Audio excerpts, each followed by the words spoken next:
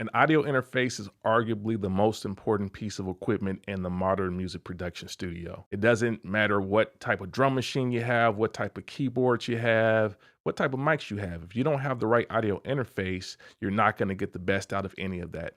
In today's stream, we're going to be talking about audio interfaces. We're going to be talking about some of the pitfalls of buying cheap audio interfaces. We're going to talk about things to look for and how to make the best decisions for your next audio interface. So stay tuned and we're going to get started shortly.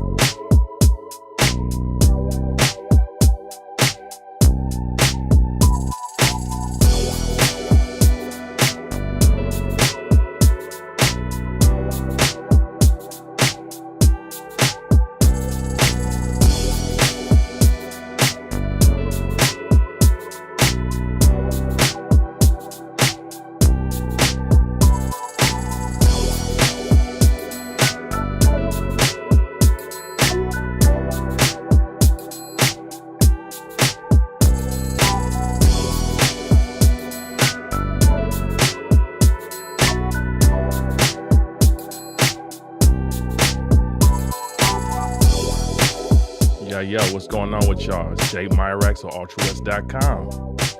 Back again with another one. You see the title.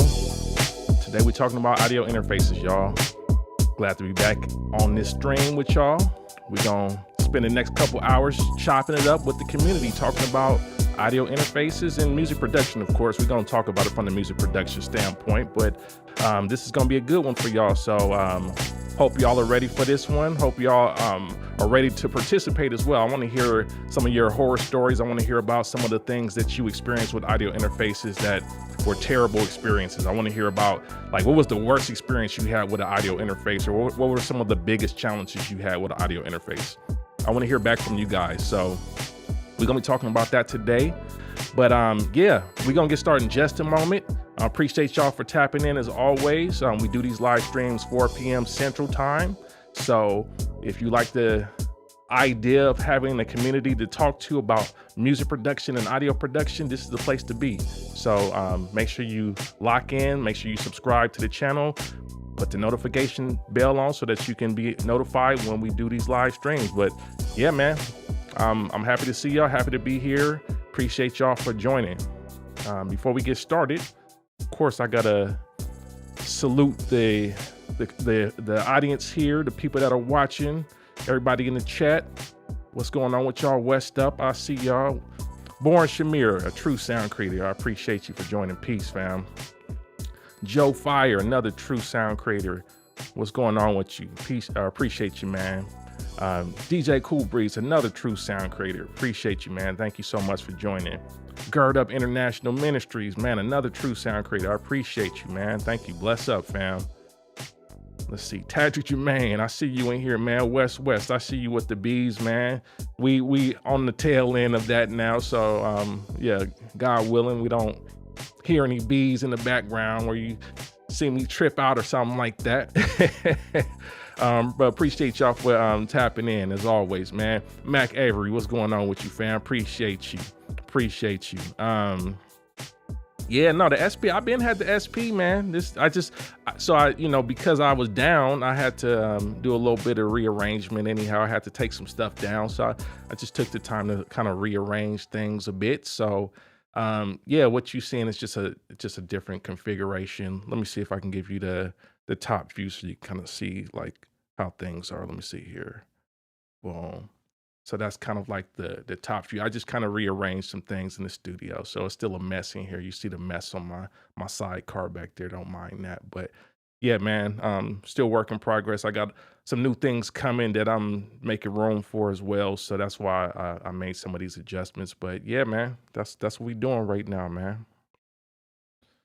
Willy Wonka, I see you. What's good, fam? Appreciate you. Get at Nard, another true sound creator, man. Appreciate you, man. Appreciate you as always. Joe Fire said he copped that S2400. Man, you're going to have to report back in and let us know what you think of it, man. I want to hear your opinion on it for sure. Yeah, man. Before we get started with the content, I just want to talk about a couple things real quick. So, just some administrative business, of course. Um, while we do these live streams, please follow the instructions in the chat. My moderator, Upbeat Media, will be providing links and other instructions as we move through this stream. So, shout out to Upbeat Media as always.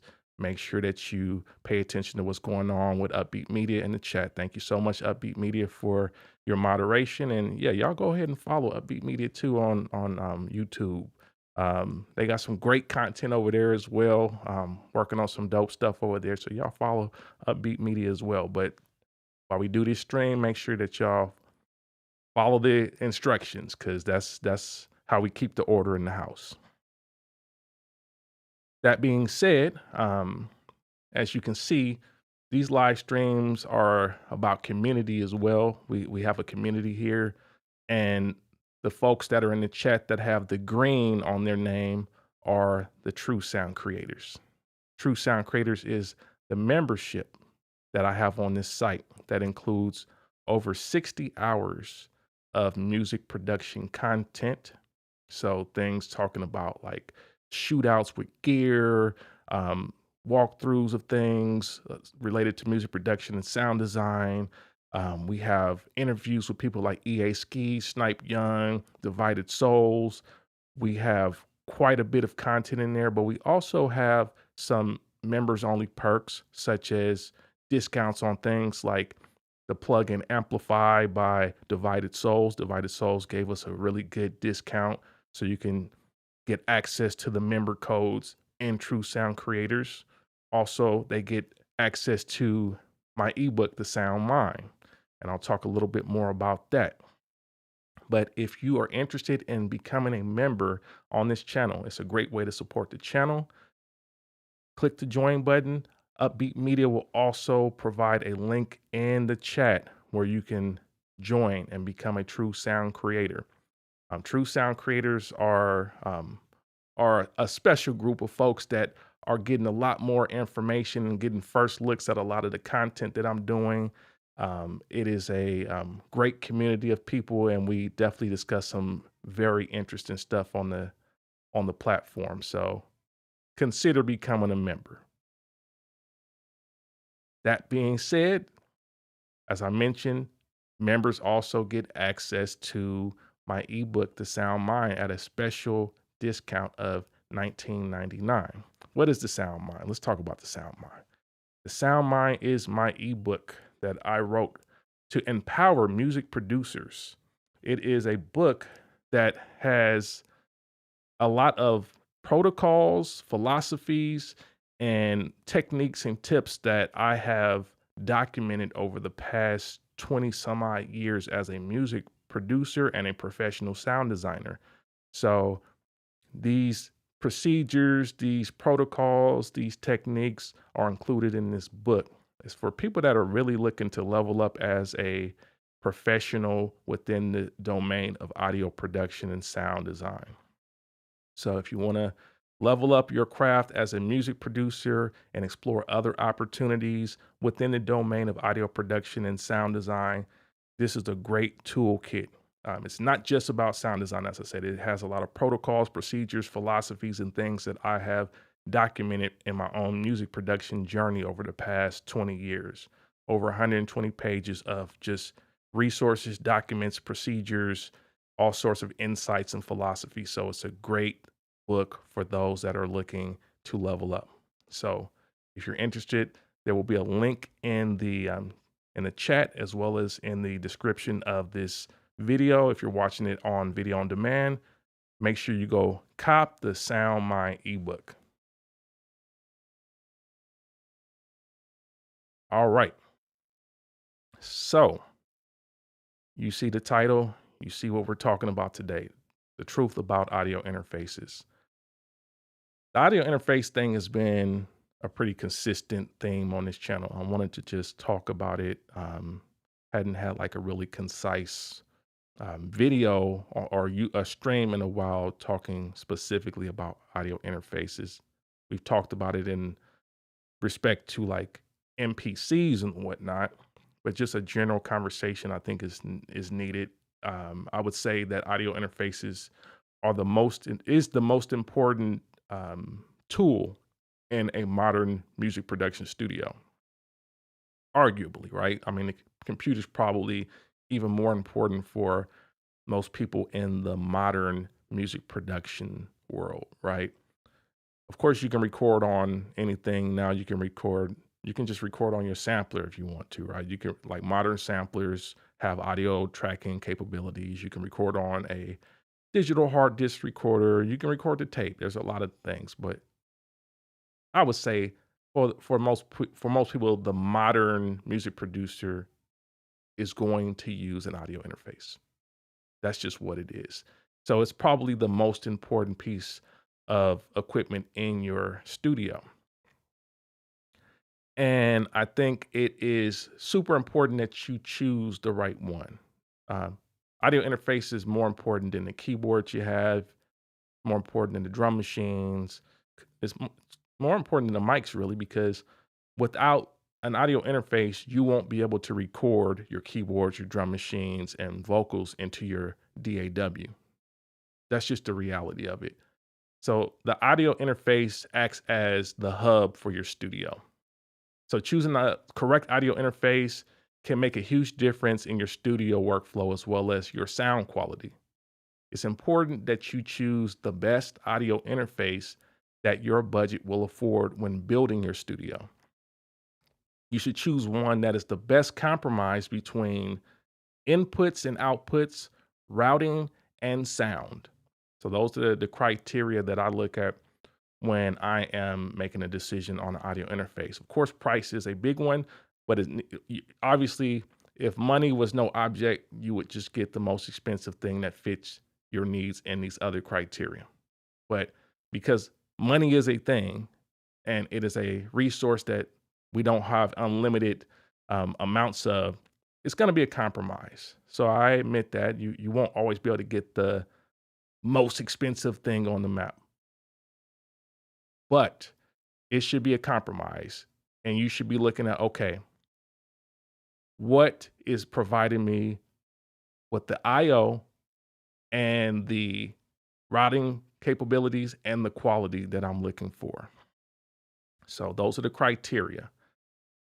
If you skimp on IO, for example, you'll run into a wall as you start to expand your studio with new tools such as keyboards and drum machines and samplers and rack mount gear and all that stuff. You're going to run into a wall. So I would recommend that you choose an audio interface that has expandability. And usually there's different protocols for expandability.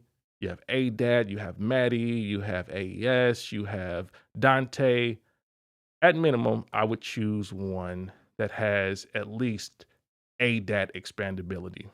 And that will give you the ability to add an additional 8 channels of IO as you expand. Because usually with ADAT, you get an additional 8 channels of either input or output. So that would be the bare minimum. If you're going to get a new audio interface, get one that at least has ADAT IO. Interfaces should have a flexible routing matrix as well that you can use similarly to a patch bay to route signals to different outputs connected to the interface.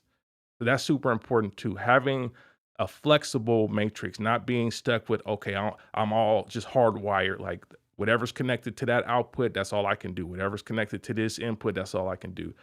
With a Flexible routing matrix, you can use the software to route one input to another output and route sounds and do all kind of processing. It's super convenient. So like if you're using synths or samplers especially, you want that type of flexibility. Being able to route a synth to an effects chain or route a sampler without touching a patch bay, that's a time saving. That's part of workflow. And in order to achieve that workflow, you have to have an audio interface that provides you with that type of flexibility in order to create, just be more creative and get the results that you're looking for in the studio. Sound. Let's talk about sound. Of course, sound is a big part of the decision making for an audio interface. The quality of converters and preamps can have a massive impact on the overall quality of your recordings. So, yes, most modern audio interfaces have reasonably decent converters and will allow you to capture a usable sound. No question about that. Today's interfaces are pretty good quality just compared to like the old school stuff. Some audio interfaces have converters with higher sonic clarity. So they're not all the same. They don't all use the same converter. Some of them have better converters than others. In my experience, I prefer interfaces that use the ESS Sabre or the AKM converters, such as what are found in Apogee and RME respectively. Interfaces with higher end converters tend to have the ability to capture at higher sample rates as well, such as anywhere from 192K to 768K. This is mastering grade domain. You know, we're talking about mastering grade quality converters at that point, especially when you start talking about like 768. That's very high fidelity. Even if you don't plan on capturing all of your recordings at extremely high sample rates, and that could be due to like the file size, system performance, you may not have a powerful enough system to be able to record multiple tracks at 192 plus, right? There still may be times in the future where you need that higher sample rate for a specific task, such as sample library creation. So that's a big one. I know a lot of producers say I'm making new sample packs, but are you making high quality sample packs? Are you capturing at high quality? Everybody got a sample pack, but is everybody capturing good quality audio and actually recording well and creating things that have impressive sonic fidelity, or are we just recording whatever and saying it's a sample pack? If you're recording a sample pack or making a sample pack, you may need to capture audio at higher fidelity. Of course, you can render it and put it in whatever, sample rate and bit depth you need for the samplers or whatever application you're trying to format for. But it's important to capture at higher fidelity to have the headroom and the bandwidth to convert down. Mastering, that's another opportunity. If you are mastering at some point, and I know a lot of us are messing with mastering now. A lot of us are getting into mastering. You may be mastering your own stuff. You may be playing with things like Ozone and other products where you can master in your own studio, or you may even be buying some outboard gear.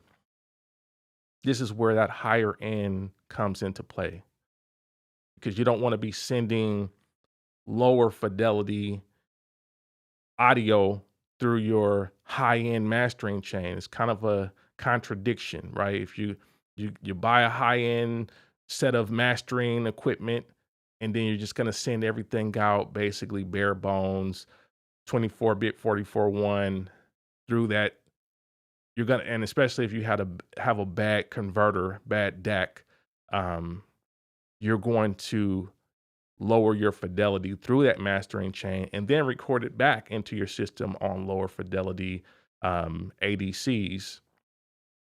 And you're not going to get the sonic results that you're looking for in the end. So these higher sample rates may come into play and may help you to preserve the fidelity of what you recorded in the original recording. Although many modern audio interfaces have decent converters, where many of them may lack is on the preamp side. Preamps can be very much the weakest link on a modern audio interface. Many lower end audio interfaces have bare bones preamps, which may introduce high levels of noise and hiss, especially in higher gain settings. So you may not need to use preamps if you're recording line level instruments such as synths, drum machines, but as soon as you need to use a microphone, for example, you may be in for a shock if you're using a cheaper audio interface. An example is if you're using something like the Shure SM57. Now, the Shure SM57 is probably one of the most commonly used microphones in recording studios. Shure SM57 requires about 56 decibels of gain typically to get a very solid signal. You can go less than that, but 56 is kind of like a sweet spot. Many cheap audio interfaces will completely crumble if you turn up the preamp to 55 decibels. Like 55 decibels of gain on a cheap audio interface will be super noisy and may not even be usable for you, just quality wise.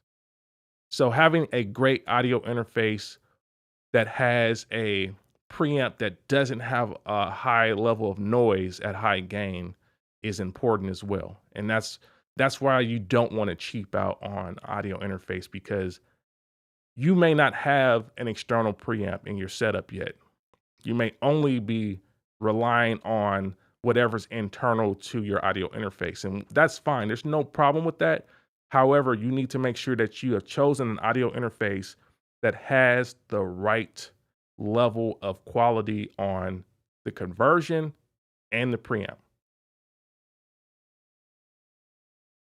The sound of the outputs. This is another one. This is another one to look at. The sound of the outputs on audio interface are not all the same, and that can greatly impact your ability to monitor and mix sound. The DAC, the digital to analog converter, is extremely critical to your ability to properly judge sound and mix. Super important. I always recommend, first of all, with producers, treat your room to the best of your ability.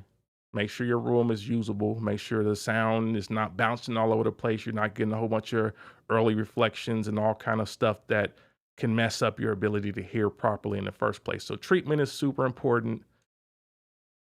Good monitors that don't hype up things, monitors that have flat frequency response across a wide spectrum, super important. Once we get past those things, audio interfaces are the next thing that you need to really address and make sure that realistically you don't have an audio interface that is hyping frequencies on their main outputs, because this is a thing. And it took me a while to discover this, but it is a real thing that you need to keep in mind. So in a live situation, you may have an audio interface where you may want an audio interface that may hype the frequencies up a little bit in a live situation where the output of your audio interface is being routed to front of house and recording on an external device, right? So you're not actually mixing through that audio interface. You're just sending the signal from that audio interface to front of house if you're performing live, for example, beat set or, live performance. That might be a situation where hyped outputs might be okay, might give you slightly a more interesting or more desirable sound in that scenario. That's because what effectively is happening is the audience and yourself are listening to the same thing. So in that situation, you want them to be able to hear exactly what what you're doing. And basically, if you're using an audio interface and it's routed to the front of house, then they can hear exactly what you're hearing to a degree. You might be monitoring something, you might have a stage mix or whatever, but generally speaking, what you're hearing and what the audience is hearing is the same because it's all being sent from your interface to front of house. That is a live situation. In a studio environment, you are typically not recording the main or monitor outs because that's what your speakers are connected to. So if you have an audio interface that has hyped frequencies in the mid range, for example, it will distort your perception of the mix. I have experienced multiple audio interfaces that hype the mid frequencies. And I'm gonna show you some examples of that, but I want to talk to you a little bit about the challenges and the things that could potentially go wrong with this. If you have an audio interface that has hyped mid frequencies, it will distort your perception because there is inverse relationships that you need to consider when we talk about mixes that translate. So, for example, if you have an audio interface that is pushing extra mid frequencies to your speakers, so out the main outputs to your speaker, if you have that happening, you will likely compensate in your mix by reducing the mid-range frequencies because they will be sounding a little bit overpowered or they might be not as in the pocket as you would like, right? So you may compensate. Your compensation will result in a more muffled mix when you play it in other scenarios that are not using that audio interface because that lack of mid-range now is apparent in those environments that don't use the same converters. So that's one thing to consider. I'm going to show you an example because Monday I released a video comparing the Apogee Quartet to the Complete Audio 6, and I want to talk about that a bit and show you some results on that. So we're going to switch screens and I'm going to move over to my other setup so you can see what's going on.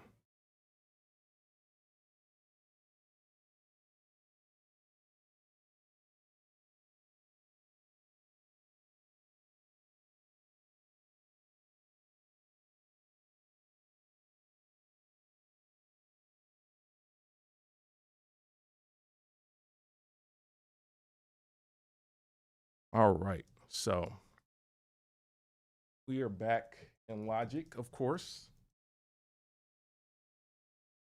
All right, so here's what's going on. In my example on Monday, I played two sources blind.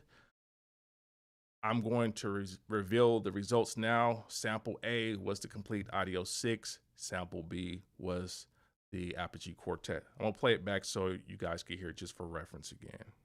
Make sure you can hear that.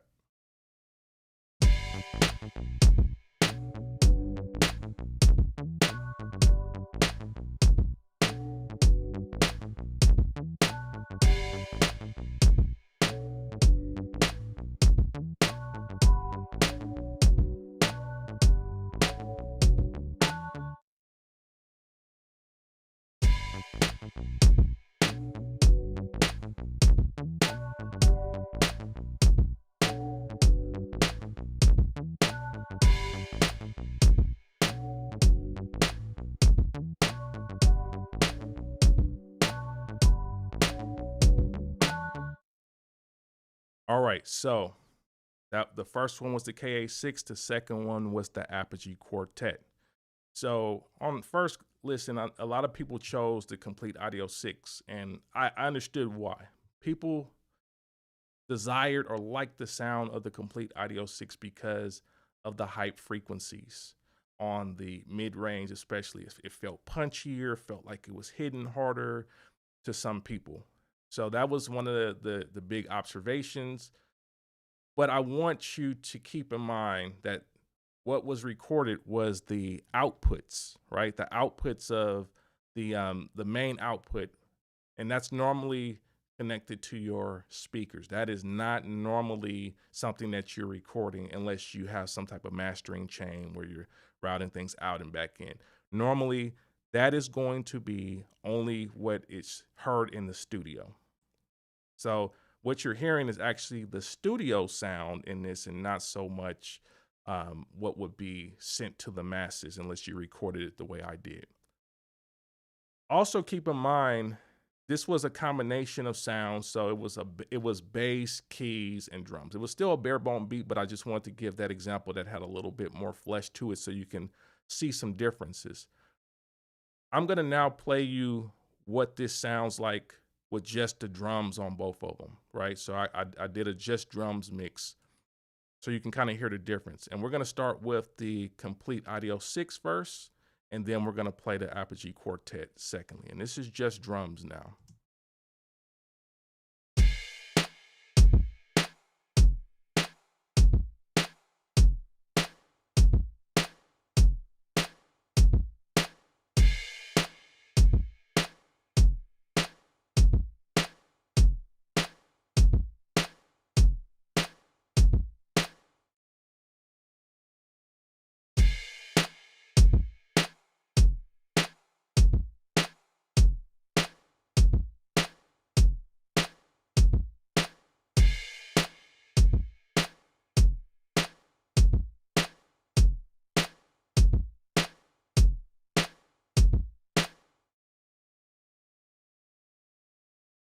All right, so what I wanted you to get out of that, first of all, let me mute myself over here, hold on.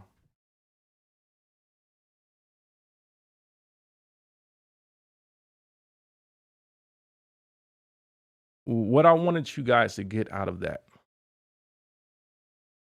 is that, first of all, with the drums only, you can definitely hear the difference in the sound. And I would say out of those two with the drums only, you could definitely hear that the Apogee Quartet was the clear winner as far as the sound is concerned.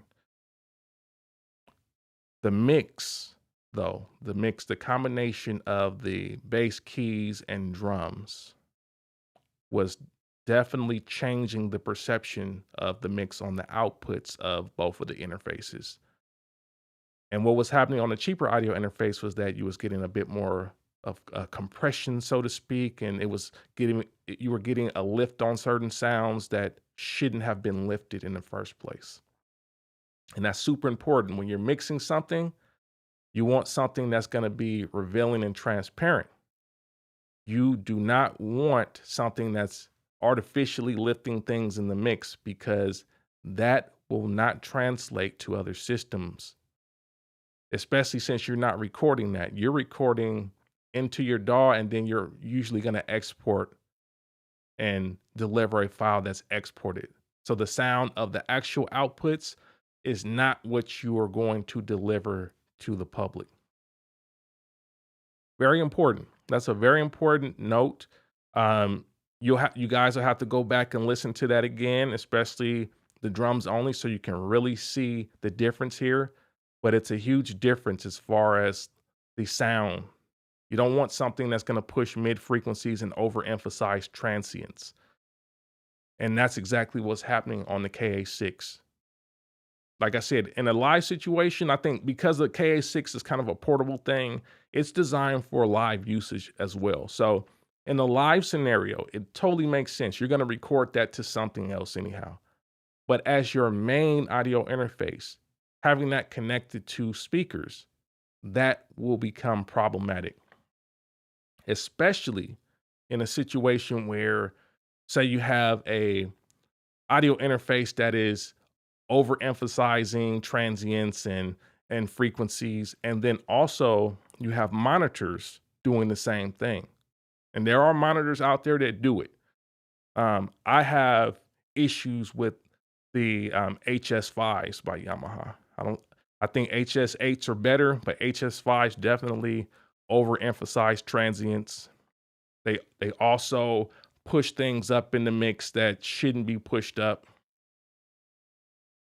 And you don't know until you get something better. You don't know at all. Once you've been able to A/B and you can kind of see, oh, that's why everything's sounding punchy, but it's not really punchy because when I take it elsewhere, it actually doesn't sound as punchy.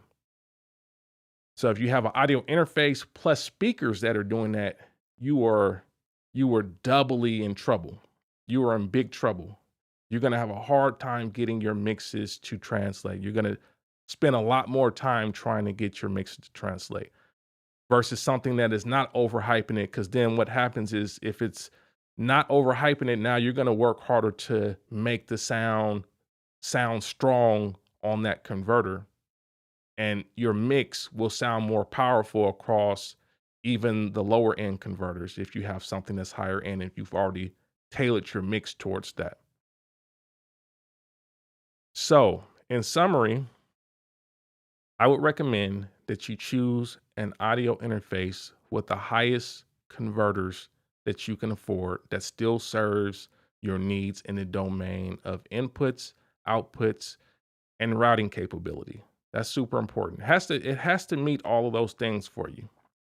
Like I said, I don't expect you to just go spend your money on just 2 channels of high-end conversion if you need 16 channels to really run what you're doing. There are going to be concessions, there are gonna be compromises. I understand that. But it needs to have the best compromise of high-end converters, inputs, outputs, and routing capability. Personally, this is my personal recommendation. There's others out there. There's plenty of other things that you can do here. This is just my recommendation. I would recommend that you consider brands such as Apogee, Antelope Audio, and RME for your audio interfaces. There are other brands, obviously. There's Prism, Metric Halo. There's a lot of brands. You can get very high end, but I recommend at least looking at Apogee, Antelope Audio, RME.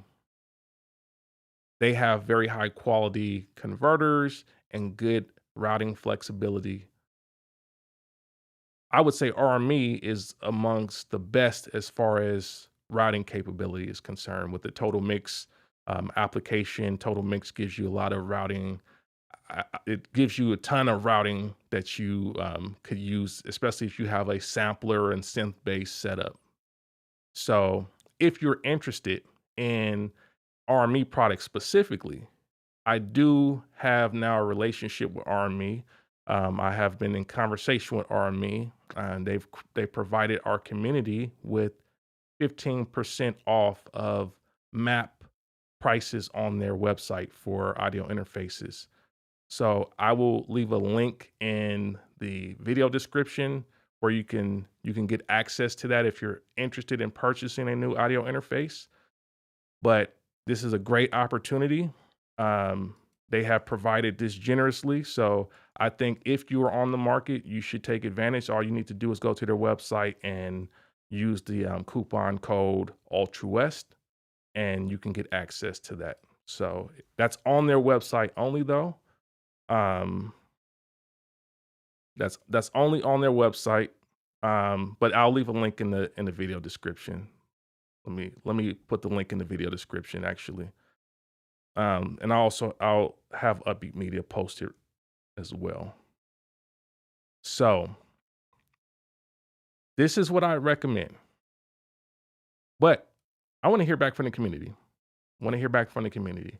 I want to know from the producer community, what are your experiences with audio interface? I want to hear like what are your worst audio interfaces that you had? Like what were some of the worst ones you had in your studio and what were some of the problems you had with it? Let's get down to some of the horror stories, some of the bad stuff that you've experienced with audio interfaces. I want to hear. So we have the fan base app. I want to hear back from you guys via audio. So if you want to join us on Fanbase, that would be a great place for you to share with us. You can come up on stage. Upbeat Media will post a link where you can come on to Fanbase and share your thoughts, share your experiences. This will be really about. I want to hear. I want to hear the bad stuff. I want to hear what were some of the worst audio interfaces you had? Like, what were some of the problems you had with it? Anything that may have prevented you from doing? Because, I mean, I have plenty of them personally. I've talked about them before here. Um, the situation with, of course, the oh gosh, Empowered. We talked about that on another stream. Empowered. I had the yeah, M Audio 1814. Some of the worst recordings I ever made in my studio. That was a dark time for Altruwest. That was a dark time for Altruwest. Um, yeah, like 1814 had very bad converters. The software wasn't great, and of course, like the setup with Pro Tools didn't make it any more flexible. It was probably one of the worst eras that I had of recording. And I only had it for a short period of time because it became very clear that that was not the move for me. Um, Another bad one that I had, another terrible audio interface that I can point to was I wasn't a big fan of the M-Box, the original M-Box. The original M-Box, it was it was of course made to be an entry point into Pro Tools. I understand the positioning. All you ex product managers and people and designers that worked on this and whatever, don't kill me here, but it wasn't a shining star. I'll say that. It was an entry point, and it was an affordable entry point into Pro Tools, but it was not a great audio interface. Drivers were not flexible. Um, yeah, drivers were completely not flexible. Sound wasn't great. Preamps weren't great. It was just something that you just had to have if you wanted to use Pro Tools and didn't want to use like a 002, 003, etc. That was one of my worst audio interfaces I ever owned, like bar none. It it had very limited inputs and outputs. Sound wasn't great, flexibility wasn't great, drivers weren't great. It was a nightmare actually. Those are some of mine. I wanna hear some of yours, though. I wanna hear some of the experiences you guys had. Imma go to the chat, though, see what y'all talking about in here, but you're welcome to come up on stage. Upbeat Media has posted the link to our fan base room. Come up on stage. I wanna hear back from you guys. I love to hear you guys talk and share your experiences, so definitely feel free to come up on stage. But I'm in the chat now. Mac Avery says, "My first audio interface was a Lexicon Omega. It actually had a good sound, but the interface in the GUI was trash. Man. Yeah. Let's see. Um, Startup International Ministry says I hated that I got rid of that Cubase MI4 was on point. Word, I never used that one. That one sounds interesting. Marcus says I had the M Audio 410, had a lot of pops and clicks. It was rough. That era like of them M Audio 410s, 1814, all that stuff was just, yeah, it was tough, man. That was a tough time. Let me see here. DL said something. Let me see. DL said, if you have something like a Focusrite 18, 18i20, is there a difference in the sound quality from the lower cost Scarlett interfaces, or is it just a big Scarlett with more inputs? Now, I'm not going to say definitively because I don't have that one. I'm not going to say definitively. I would imagine that based on the price point, it probably is just a bigger version with more IO. They may have a slightly different converter on it, but don't quote me on that. I just know based on how a lot of this stuff is developed and manufactured, it probably has very similar components. It's probably just a bigger one that has the maximum IO. So um, now something like the let's see, the 18i20.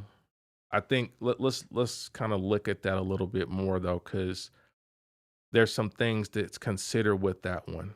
Now, although it even if it does have the same converters and whatnot, one thing to consider is that the 18i20 has SPDIF in and out and ADAT in and out and word clock, which means that you can upgrade the conversion on it and you can add additional IO and higher quality preamps on it.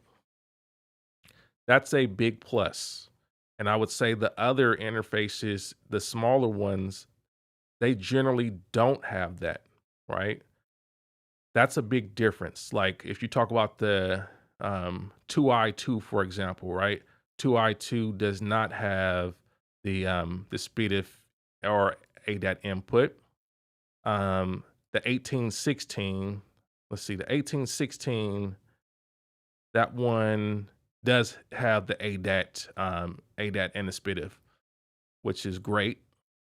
So any of the ones that get past, I would say four inputs and outputs will have a SPDIF, like you're talking about like a Scarlett 4i4, for example. If you have that one, yeah, that one has no SPDIF, no ADAT, right? Any of them that have SPDIF or ADAT are flexible enough for you to upgrade the converter. So even if you're starting there, you can upgrade the converters, especially if you plan on doing mastering or any type of like additional sound processing or whatnot. You want to have those better converters so you can add on top of it. Some of you guys that are true sound creators saw like my walkthrough of the Antelope Audio Peer 2 and how I have that connected to my Apollo. So the Antelope Audio Peer 2 is a 2-channel converter, which I monitor through, and I also can record like and master through, which is great. Much better converters than the Apollo. Apollo is one of those situations where I mentioned it does hype the mids, and we did the comparisons inside the True Sound Creators membership. So there's a video where we went through that and we showed the differences. So that's one of those audio interfaces that definitely hypes the mids up. So we have the Pure 2 connected to the Apollo so that I can actually still use the Apollo, but I'm using for my monitoring and mixing and mastering and whatnot, the Pure 2. So you could do something similar with the Scarlett the Scarlett 1820. Basically, you can do the same thing. You can hook up a nicer set of preamps and converters. You can use the ADAT for additional pre's, and then you can use the SPDIF for the converters, and that could be a great setup for you. So just because you have something that's kind of like mid-tier, you bought something that was flexible enough for you can add things to it to improve it. So that's a great look.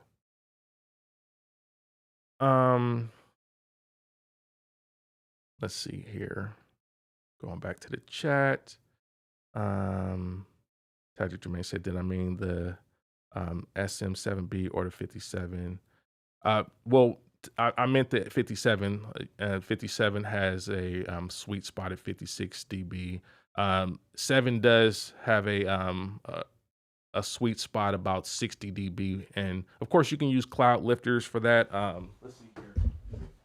Got one here, cloud lifter. You can use that if you don't have a preamp that does the high gain that you need.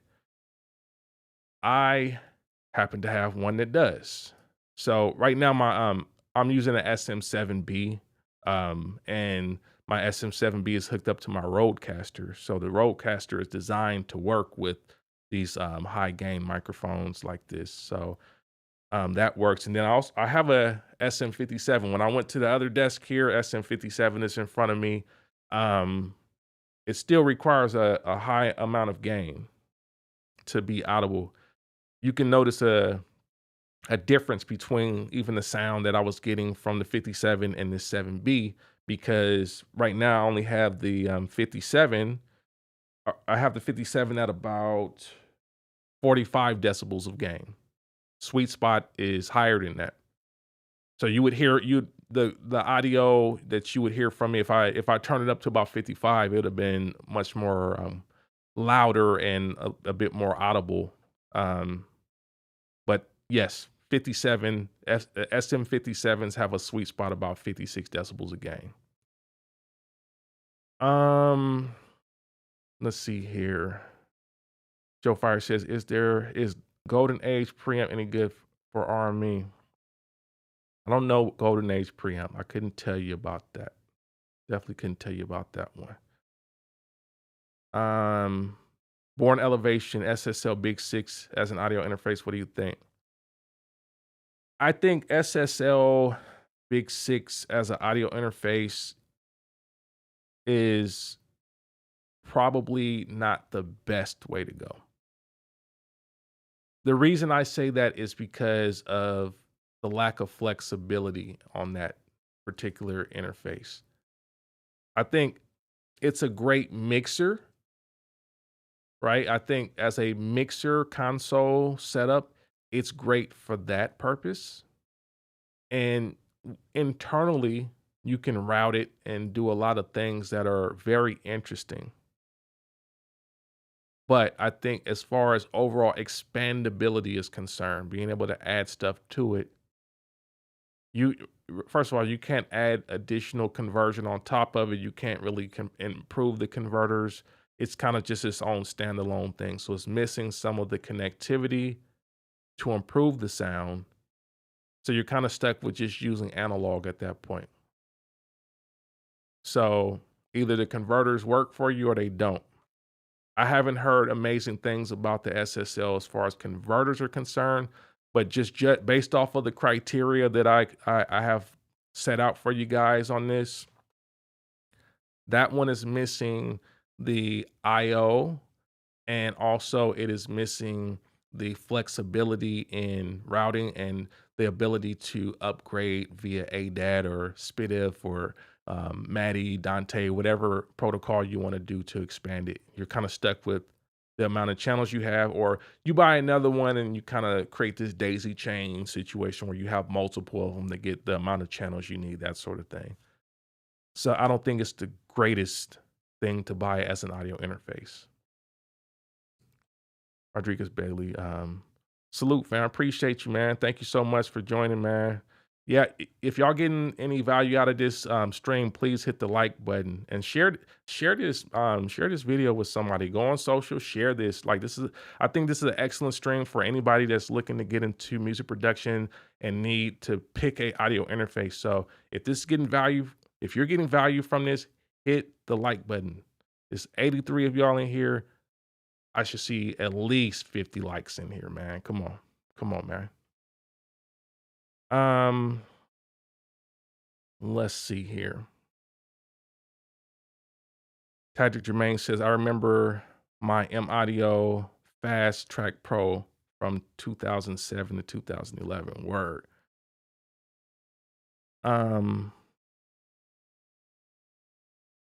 Rob Muley says what I think about the Focusrite Claret 8 Pre. It's a decent mid-range 8-channel pre. I would say, yeah, it's in that mid-range category of pre's. It's not like the highest end. It's not low end either. So low end is what I would consider like the Behringer ADA. That's low end. That's like your bare minimum 8-channel preamp that yeah, you'll get 8 pre's and they say it's the Midas pre's or whatever, but it's lower end for sure. Claret is a decent mid-range one. It's just middle of the road. I can't say anything bad about it, but I can't say like it's the best thing ever.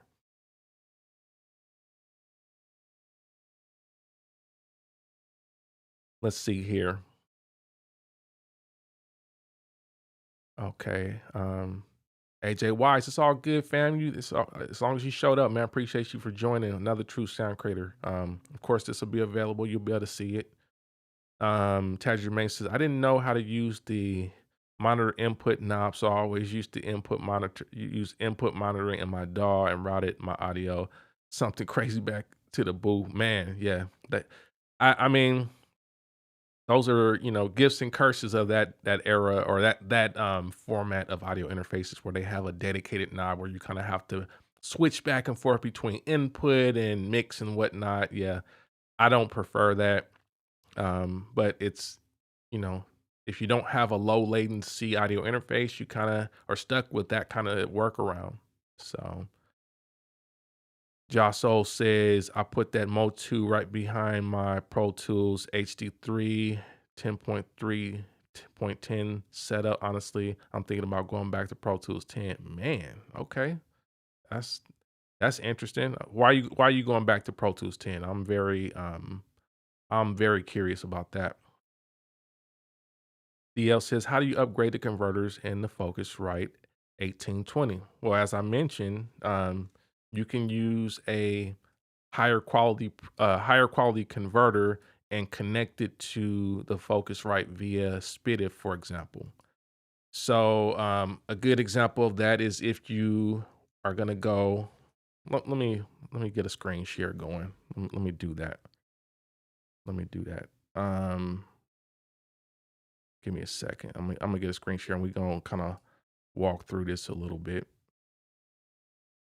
All right. Let's see.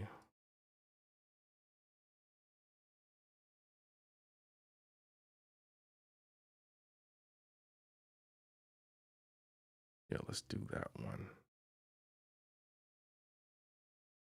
Okay, so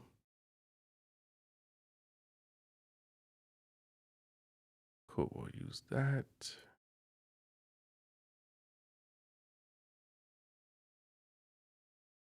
And let's see here. Give me a moment. Just setting up the screen share here, y'all. Appreciate y'all for staying tapped in. And then we're gonna share this one. Let's see. Boom. Then, all right. And we will do that. Cool. Almost there. Appreciate y'all. Almost there.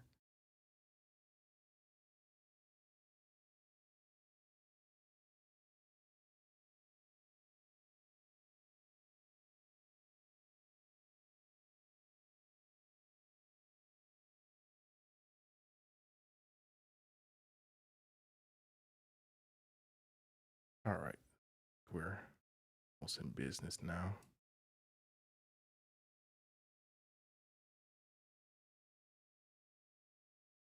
Yeah, sorry, it's taking me a minute because I had to reconfigure things up in here.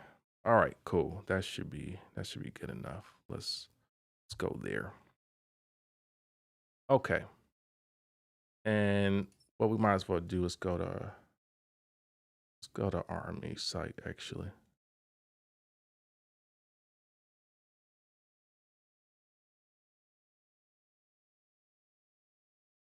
Okay. So let's go to products here. So converters, right? You see this list of converters here. Let's look at two-channel converters. So a nice two-channel converter that has very good quality from RME is going to be the ADI 2FS, right? This guy here. So I want you to pay attention and let me know if y'all can't see this. Let me know if y'all can't see this in the chat. All right. If y'all can see that in the chat, let me know. If you cannot, just let me know either way. Okay. I think audio is good too. Yeah. So pay attention to the inputs and outputs on this setup. This is going to be a higher quality converter. It's a two-channel converter, so you can look at the price point, right? It's $949, so it's about the same price as your. Well, it's a little bit more expensive than the 1820, right? A little bit more expensive for only two channels. So that should give you a idea of the converters. So here's the setup.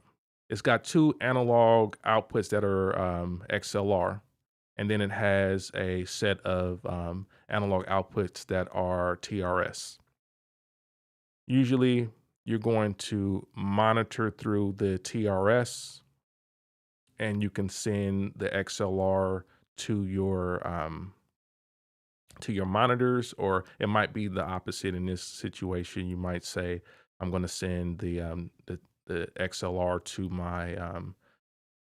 my monitors and the TRS to line input receiving gear for mastering, right? So that's for the mastering side. So, or the XLR might go to your monitor management system, right? So that's for the analog part. Pay very close attention to the digital part. This is where it all comes together. What I would recommend if you're going to use the 1820, you would connect the analog, or you'll connect the speed of output of the 1820 to the input of this RME, so that the RME receives the digital sound from your 1820, and the conversion happens in this RME. So you're sending SPDIF is a digital format, so you're gonna send digital out to this, and it's gonna receive it here on the input, and then you're basically gonna have a loop. So then the output, the SPDIF output of this will go back into your 1820. That is the output of this is going to go back to the 1820, so that you can capture anything that's coming into the RME and record it. Normally, I have the output going to my input on my interface, and then on the software for my interface, I just mute the SPDIF in channel so I don't have a feedback loop going. But this way, what happens is the output of your audio interface is going out the SPDIF channel now. So if you're mixing in your DAW and you have your 1820, you would make sure that the output of the mix is going out the 1820 via SPDIF into the RME. The conversion happens there, and then you monitor from the analog outputs on this interface. Now, if you have a mastering chain, as I mentioned, you would have the mastering chain hooked up, like going out of this RME into the mastering chain, and then it goes back into these analog inputs here. And then from there, it gets converted back to digital inside of this box, and then it gets sent out of the SPDIF output, the red output here, that sends it back to your DAW. So that's how that works. So that's an opportunity right there. And like I said, something like this is high quality converters. So you're monitoring through the high quality converters. Like I said, you can buy this on this site using my coupon code for 15% off of this price here. So a consideration if you're interested in upgrading converters. But that's how that works. Let me get back to the chat. Let's see.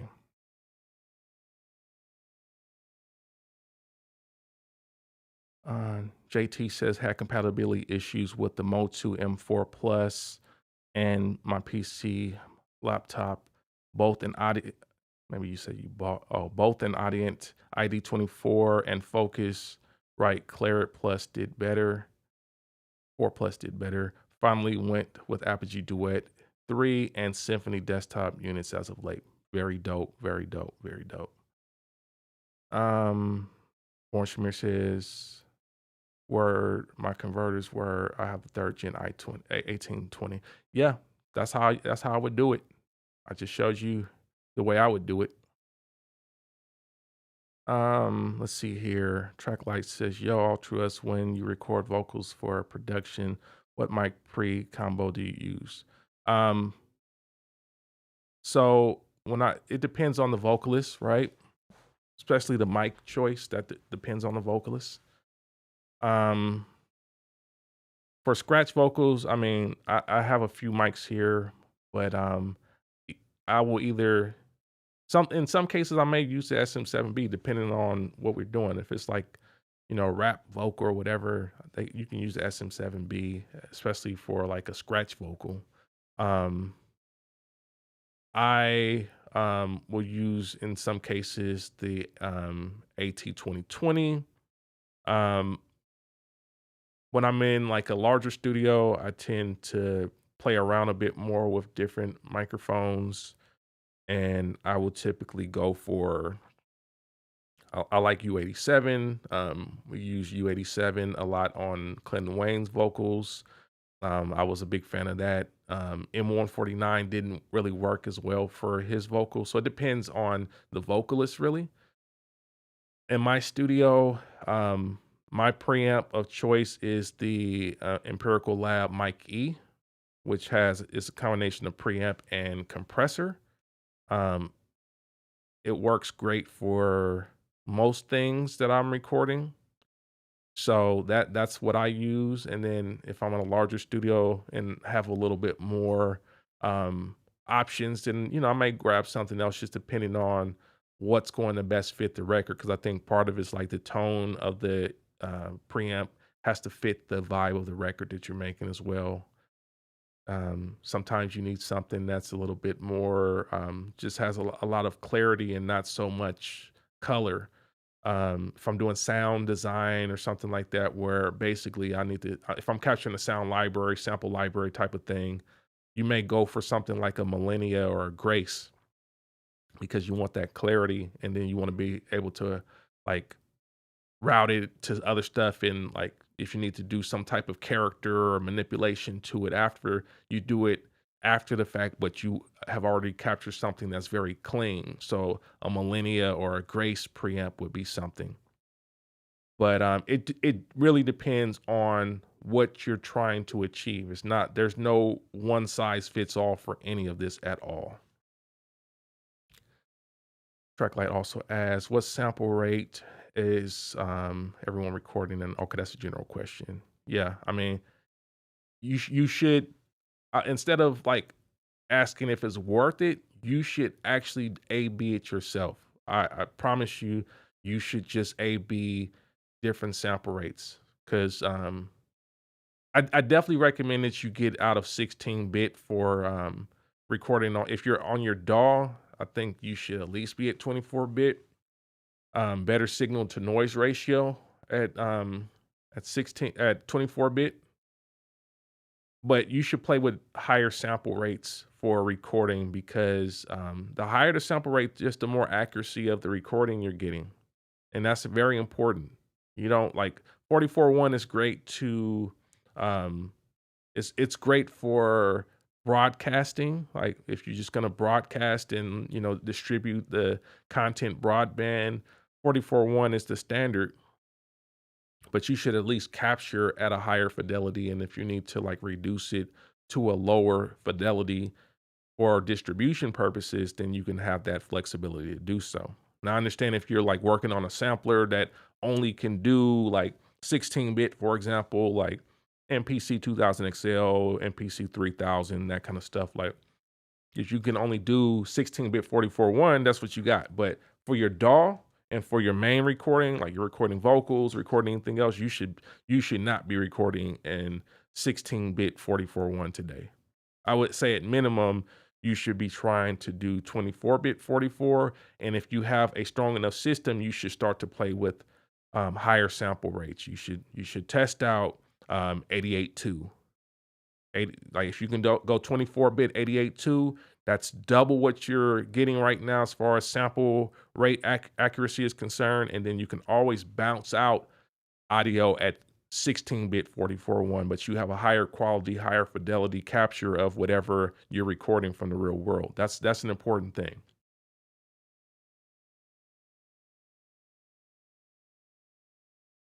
Let's see here. Okay.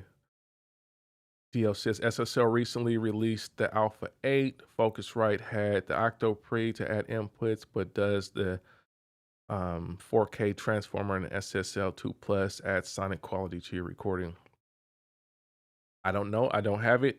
I mean, they can say whatever they want, but we don't know until we actually test it out. So I'm not gonna tell you that it does or does not do something, but I think some of that stuff can just be marketing as well. So we have to consider that. Aaron Chandler says, is it just better to use the audio interface in my MPC XSE or Key 37? So we did some extensive tests on that, Aaron. I would recommend that you add an audio interface to the outputs for the output of your MPC just to improve the quality. I don't believe that the MPC XSE and the Key 37 have amazing quality on their outputs. They're okay, but when we compared them to a lot of other things, they weren't as powerful, they weren't as clear, they weren't as strong. I would say you would get your optimal sound by connecting a class compliant audio interface to your MPC. You can check out my video about how I sold my MPC XSE and what I sold it for so that you can understand how I would recommend to set it up. And I have some comparisons in that video as well. Tag Jermaine says, I'm stuck with my Apollo X4 and satellite for a while. I bought a lot of their plugins and my current setup is built around it. Yeah, that's the thing. Like you buy something like that, it's a long-term investment. Don't get me wrong. I've had my Apollo for over 10 years. It's a long-term investment. You spend that kind of money, you should have it for at least a decade plus. But there's ways even to, like I said, there's ways to upgrade what you're doing, even with the Apollo. So I've already proven that. And that's to say, I think Tadric, for you, you have a later model one. If you get a chance, you might want to go into a larger studio and kind of listen to what they got in there and see if they have some things that you can play around with and listen to the sounds and listen to how some of your mixes from your Apollo are sounding on those setups so you can understand if there are weak links in your chain, because it might be fine. It might be fine for you, but I think it's good to have that second point of reference. So you may consider that as a way to test it out as opposed to spending, $3,000 or something on some new, interface or whatever. And it actually don't have to be that much. We just already looked at a couple things you can do already. But even if you spent 1,500 on something new, like you can spend, a couple $100 to go to a higher end studio and listen to some mixes and ask some questions, kind of understand you need to scout and see what kind of converters and things they have so that you can compare. And that might be another way for you to test things out. You don't have to just spend all your money to do that. You can spend a little bit of money. You're gonna have to invest a little bit to do the comparisons and whatnot, but you may not have to spend 3,000 to do that. Patrick Jermaine says, my monitors aren't great, but my room is tight now. I always use reference tracks, and I know my speakers now, so I make adjustments based on my ears and watching the RTA graphs. Word. Yeah. Let's see here. Okay.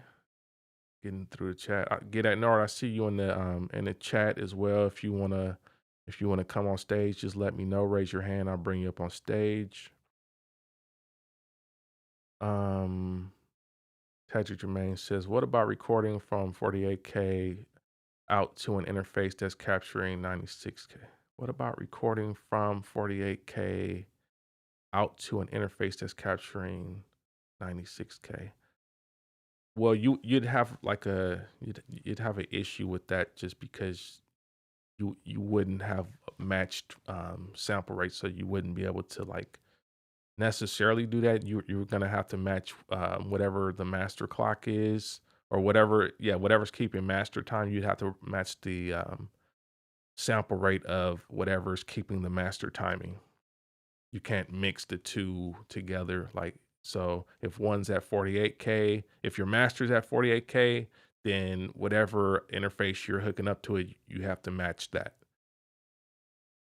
Um, see here.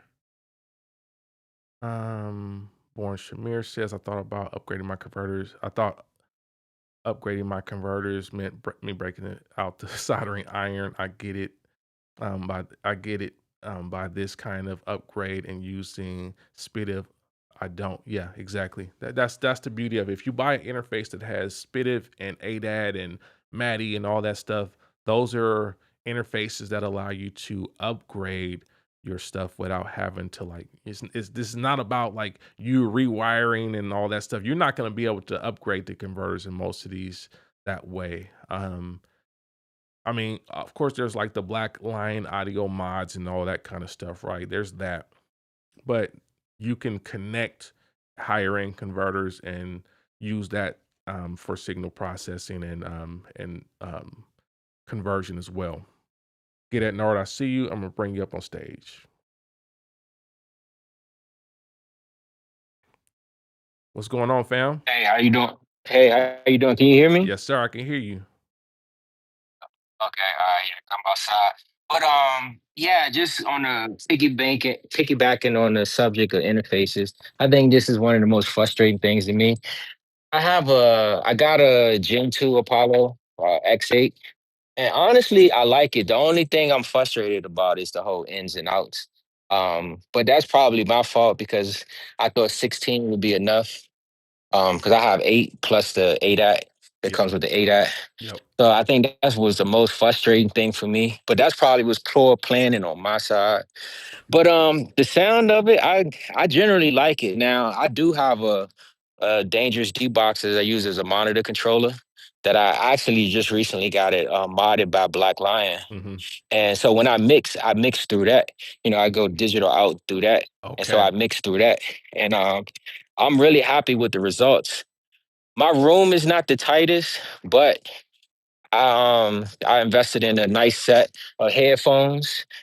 And so I mix through the headphones, but I'm not mixing a lot, so I don't have to worry about fatigue, ear fatigue, anything. So, but yeah, I mean that's just what I got going on. But I think it's important to remember what are your plans? Like what are you planning on doing with your interface? Mm. If you're releasing commercial records, I think you definitely want to go all out.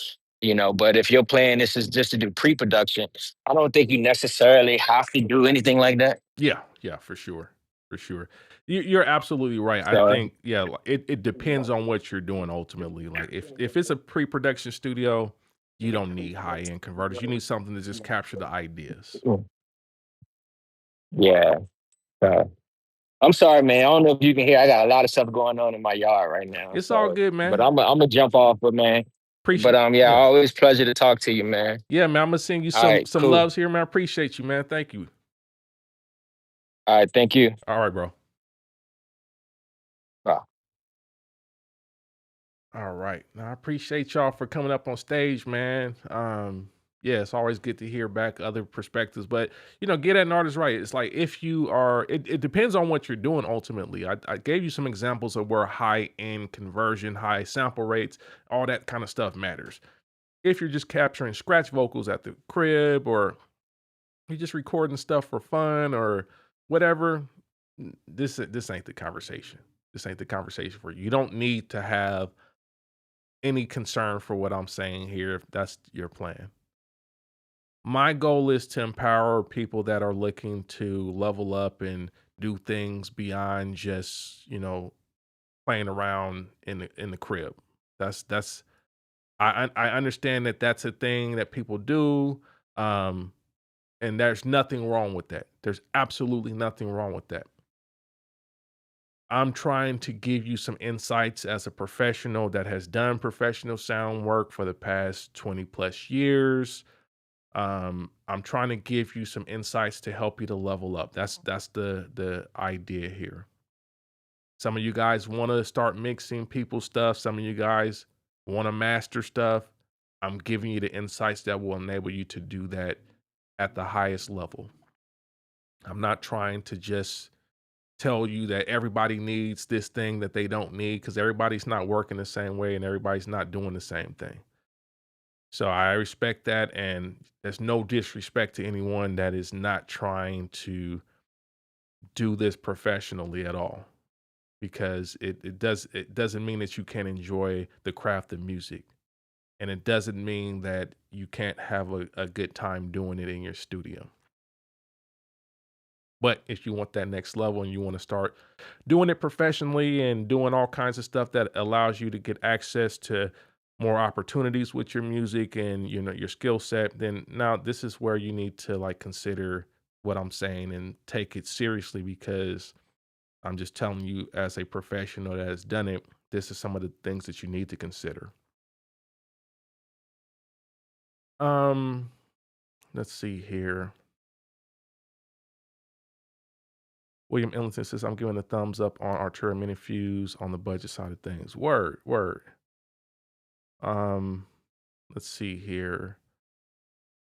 AJY says, I use a Black Lion audio interface with my MPC one. How do you like that Black Lion audio interface? I'd be very curious. I don't have any of their converters in my setup. I know, that whole mod situation has existed for a while, and now that they're in the market creating a lot of other products, I'm very interested. I've had some hit or miss hit or miss experiences with Black Lion audio in general. I can't say that it's been 100% like just roses for me. Now I don't, like I said, I don't have their converters. I do have several of their power conditioners.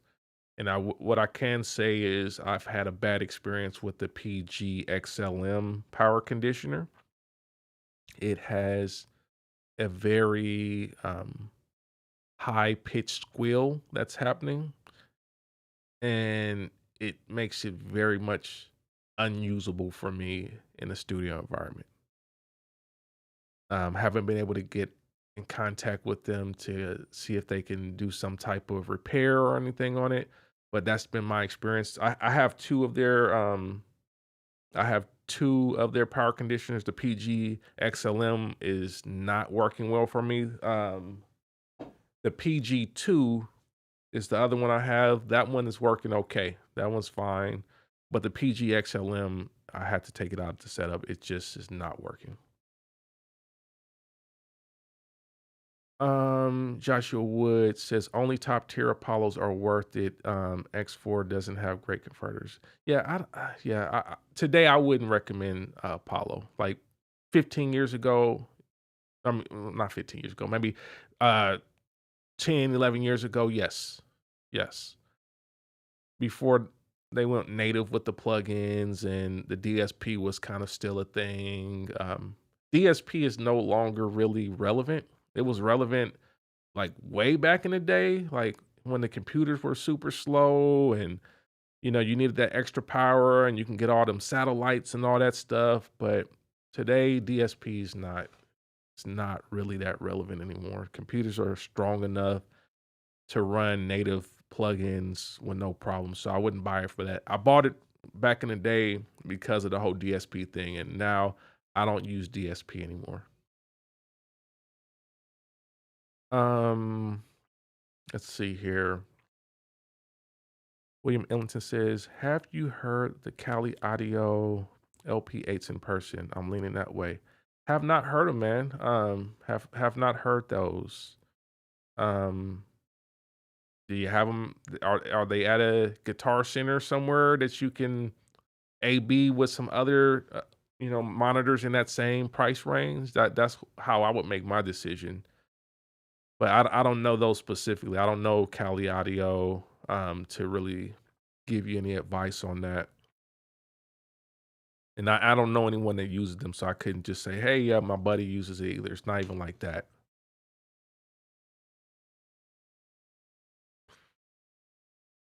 Okay, DL says, would adding a mixer like a Yamaha MG32 add more hiss and noise to a studio setup, or would it be a good addition to a digital home studio sonically? For what purpose? What purpose would you have for the mixer? My experience is that mixers generally will add noise. If you're using a mixer to route to an audio interface, they're generally going to add noise. Um, I have a Mackie Onyx that I was using to consolidate. Well, I still have it to consolidate these keyboards back here. The preamps add noise. That's just the reality of it. The preamps add noise. Now, if you can do like a line mixer that doesn't have preamps, you might be better off. A line mixer can work. Um, in the coming week or so, I'll be exploring some other options with consolidating this keyboard rig back here. I don't think you see all the keyboards, but let me see if I can move out the way. So, yeah, I got, 3 keyboards here, right? Mofo X4, Hydrasynth, Summit, right? So consolidated through a mixer. But I'm gonna be exploring some other things because mixers add noise. I don't know what you want to use the MG32. It's 32 channels. I think you're trying to use as a console. If you're gonna go console, you need to go a little bit higher end in that one. Just personally, I think at minimum, if you're gonna go that direction, even though Behringer has not the best name and a lot of stuff, um, the X32 was a staple. X32 is used very commonly for live production, especially like in churches and stuff like that. I would at minimum go X32 if you're gonna go in that direction. Otherwise, you're looking at getting like an actual console, and if you can avoid getting a console and just get the right setup for a setup of audio interfaces and ADAT expansions and whatnot, that would be probably better. Let's see here. Pat Brady says, "Are the Apollos not Thunderbolt? If so, you can daisy chain Apollos with one another, as well as ADAT for IO count." Yes, you can definitely daisy chain, but that's a very expensive way to handle that. That's a very expensive way to handle that.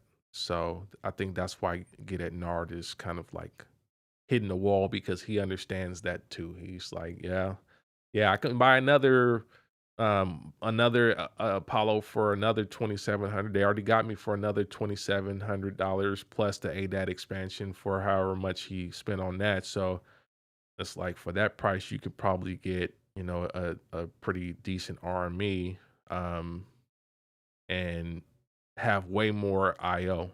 That's the reality of it. That's one of the things I really do appreciate about like RME is like the IO is like it's on point. Like the options you get, like the amount of ins and outs you get are kind of ridiculous actually. So like the UFX3, for example, that one is definitely ticking a lot of boxes as far as just IO is concerned and whatnot. That's a real good one. So it's just, it depends on what you're trying to do ultimately, like I think daisy chaining a couple of daisy chaining a couple of Apollos is super expensive. Like, let me show you something here. UFX 3 starting 199 now. Like I said, use the coupon code, you can get 15% off of this price. 188 channels. What? Okay, the connectivity.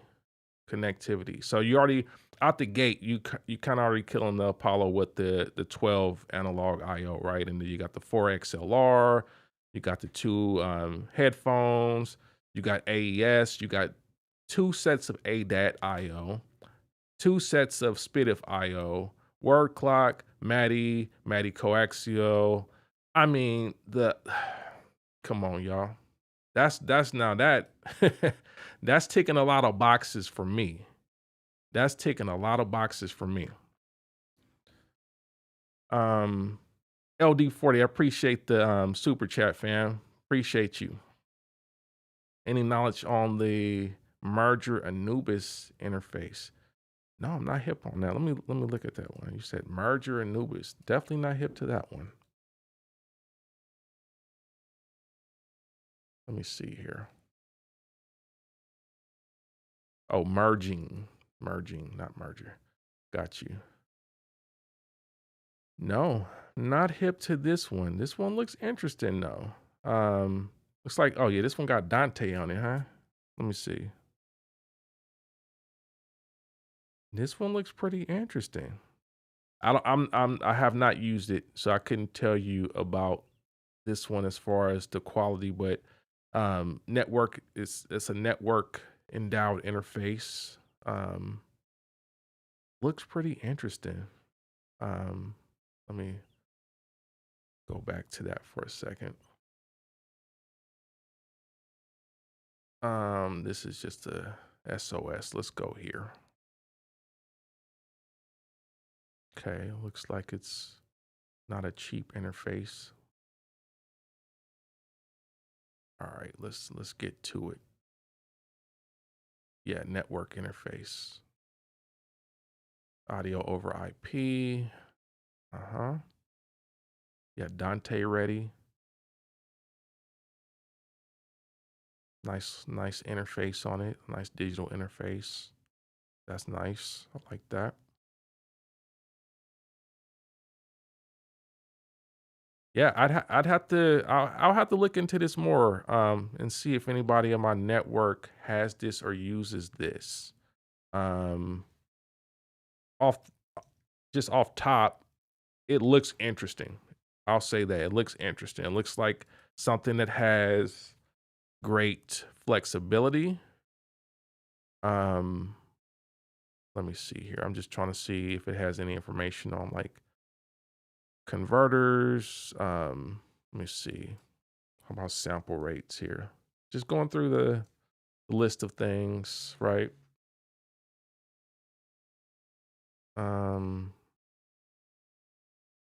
192. Okay. So that's good. Goes up to 192. Let's see. Inputs. What are we talking about in terms of inputs here? Looks like it got some third-party plugins stuff going. Okay, okay, so here's the real stuff right here, right? So 70 dB gain on the preamps, so that's good. That's good.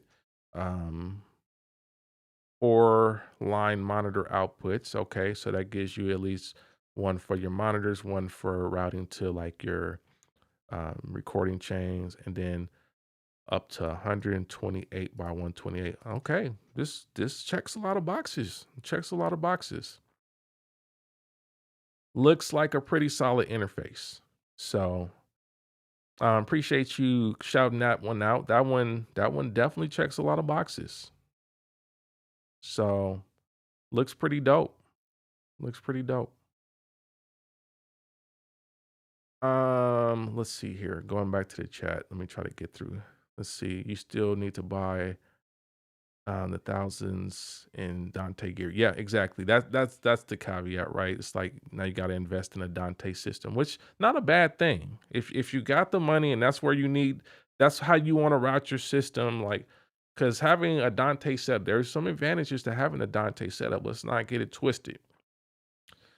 But you may not be there yet, and I'm not going to talk too much about Dante setup because that's a very high end setup that may not be the right level of conversation to have at this moment for a lot of you guys. But if you can afford it, yeah, get it. Get it.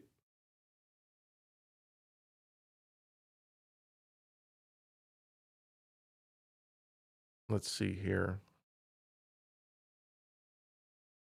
Talking about the X32. Yeah, I wasn't talking about it as an interface. I'm talking about it as a console. If you use it as an interface, it's a whole different ball game. But as a console for 32 channels, because I guess you were comparing the MG32 like USB, but I don't think the USB aspect of the MG32 is any worth talking about anything. I mean, yeah, Dante, you just got to think about it's network, audio over IP. So it just allows you to consolidate a lot of audio channels over network cable, which is convenient. Like if you don't like a lot of cables, I mean, Dante is the way to go. That's the reality of it. That's the reality of it. Um, let's see here. Hertz of Art says, "Yo, West, you should get the Black Lion Revolution interface for the MPCX instead of the mod." Oh, word. I mean, that's good to hear. That's good to hear that the Black Lion Revolution interface is a good bet. I don't have an X anymore, so we don't have to worry about that. Yeah, my X is gone. Let me see. You can see my setup here now. Um, no X in here. No X in here, guys. I do have a Machine Plus, MPC 4000, obviously. You see SP 1200 right there. No X. So yeah. Let me see what else is going on here.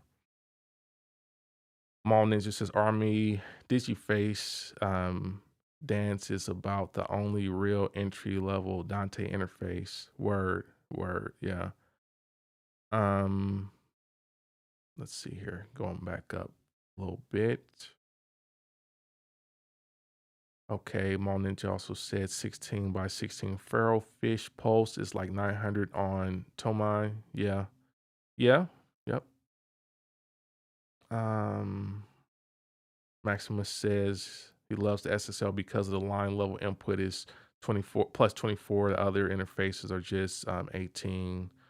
Once I knew that was so, yeah, no, it's important. It's important to know like the levels and making sure you're getting the right amount of gain and power from or signal from your devices. So that's definitely a consideration here.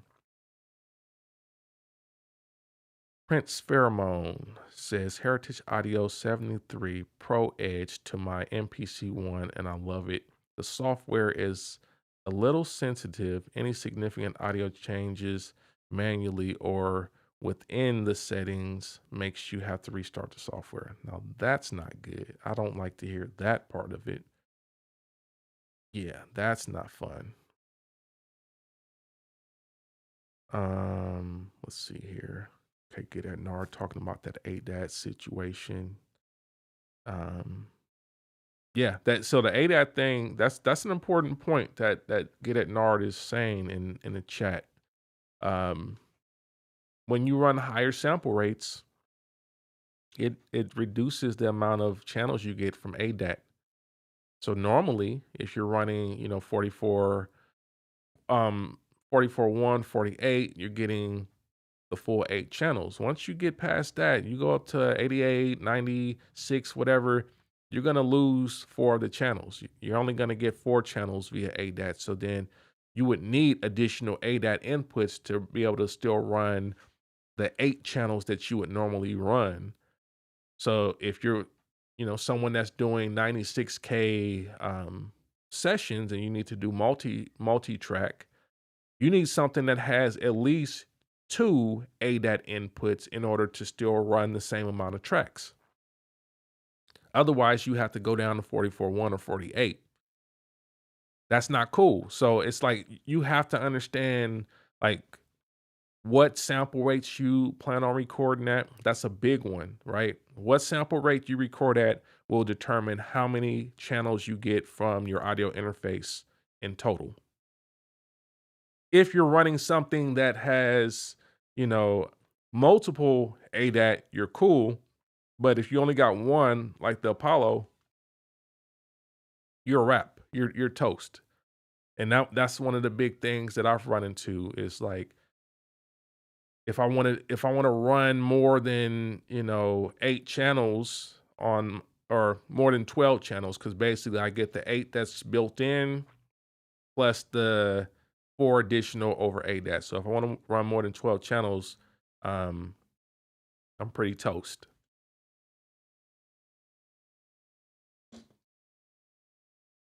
All right, y'all. I'm about to take a quick break. I will be back in a moment.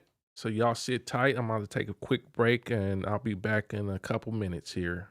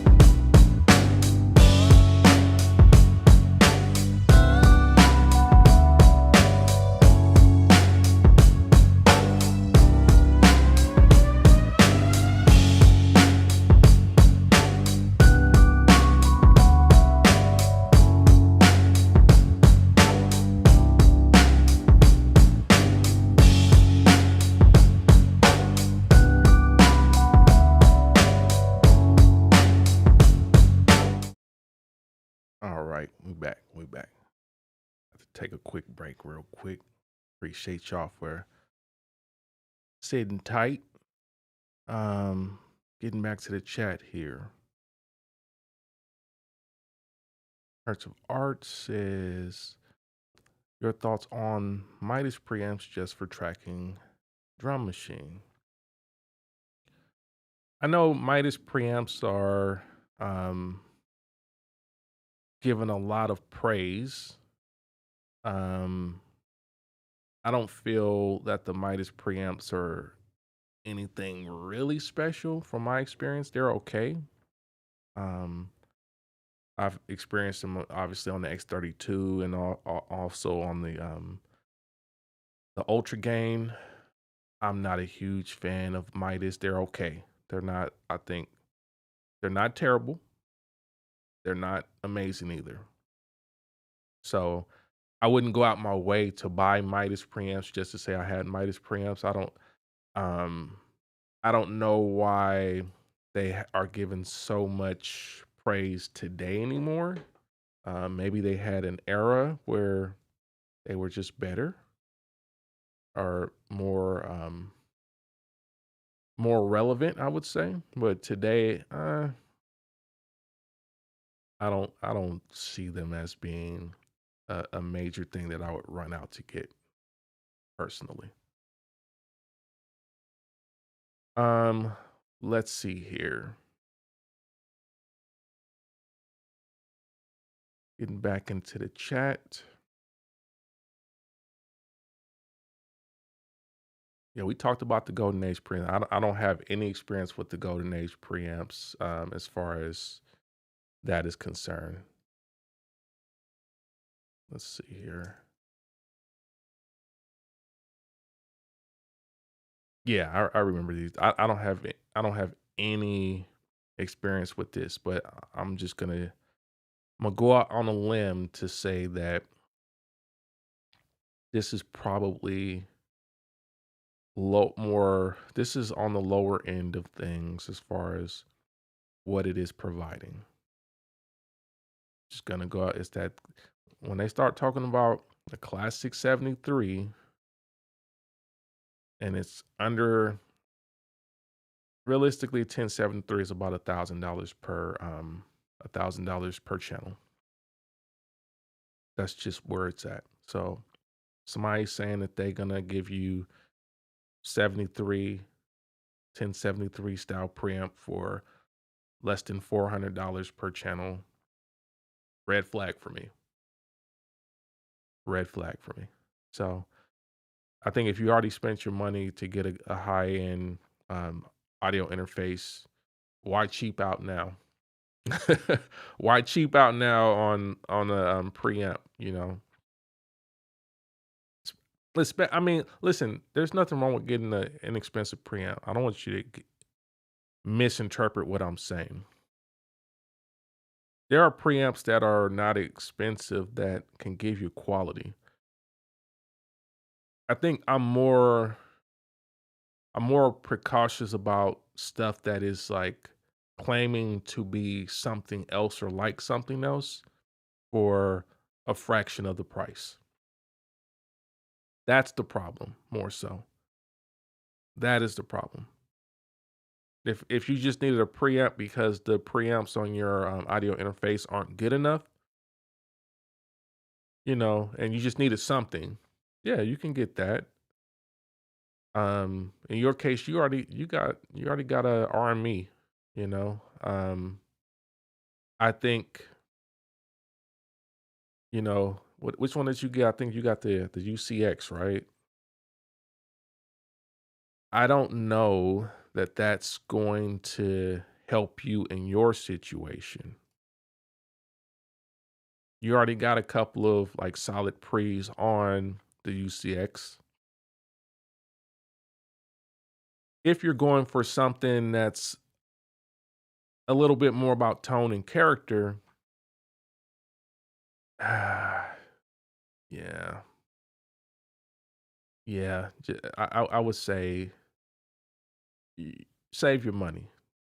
Don't just buy it because you know people are because the thing about some of there are certain subgroups within this community that get very hyped about cheap stuff because you know it does something right and it's like I got this and it does this and it's like yes you know I got this thing and it was a fraction of the price, but very rarely do they do like a real objective comparison on the thing it's supposed to emulate. You know, we talked about that with the MPC versus the SP 1200 and all that stuff. We talked about that, but just generally, we don't see a lot of objective comparisons. I saw like a video where someone was saying that um like the Behringer preamps was just as good as a Neve or something like that. And he did a single track example of excuse me of the sound from the Behringer versus the sound of the Neve. And he said, "Oh, the difference is like there's like not a lot of difference." I could hear the difference, first of all. There was some significant difference on just a single track, and I could hear it. Now, if that person wants to be dishonest and say that there's no difference because it's close enough for what they're doing, that's fine, but I could hear the difference. Now, the problem is vocals, right? Let's talk about vocals because I mean, there are different vocal applications. Now, for a live setting where it's like a single track, if it's a single you know, vocalist in a live setting, the preamp may not be that big of a deal in the end. Be more about the, microphone and the vocalist and the performance in a live setting. This is an example of a live setting, right? I'm a single vocalist right now on a microphone. It's live. I don't have backing tracks and other stuff either, and I don't have stacks. So whatever vocal tone I'm getting right now is what I'm getting, and that's what you're gonna receive on the audience side. That's one application. So like, if you're running a podcast or if you're doing something that, it's just a single track or maybe like 2 tracks, max 2 to 4 tracks, let's say it like that, right? Preamp, you might be able to get away with like a lower end preamp, no problem. And if it sounds a little bit thinner or there's other issues with it, you can kind of fix that up. Like you can treat that. A lot of us though are working with vocalists for the purpose of creating records. You work with a rapper, you work with a singer, especially a singer more so. Rappers are kind of getting away from doing a lot of like heavy doubles and heavy ad libs and stuff. They might have a, single track and ad lib. They're doing a lot less stacking these days. Even R&B's kind of gotten away from like the super big stacks, but R&B still stacks. Don't get it twisted. When you start stacking vocals, the problem is now those small differences have a cumulative effect. So if you got something that has a little bit of a dirtier, grimier, or just like just not too pleasant of a sound really, and you stack that, you got 20 tracks of vocals now with that same preamp. That's where you're gonna hear it. It's in the mix. It's in the mix part of it. When you start to stack and layer things, there's a cumulative effect. So if you don't show a example of the cumulative effect of using that preamp, then you're not really showing the real issue. Single channel, single track examples won't do it. You gotta look for examples where it's like, yes, this person stacked this, I got 20 stacks of vocals on this and it still sounds good. Rob Taylor, appreciate you, man. Thank you so much. Thank you for the super chat. It's when you do this multi-track thing, is when it matters. So picking a good preamp is important, especially if you're going to run multiple tracks through it, because they're all going to get that same tone and they're going to have all the same artifacts and things. And if they have like a, unpleasant, harsh resonant sounds that don't work, and you got that across 20 tracks now, it's going to turn into a mess. So don't cheap out on a preamp if you plan on doing something like that where you're going to be tracking a vocalist through multiple takes, multiple tracks, doing a whole bunch of layered stuff. It matters then.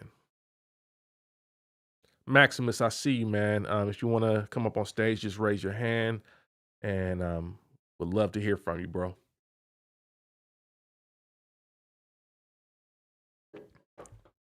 All right, I'm gonna bring you up on stage.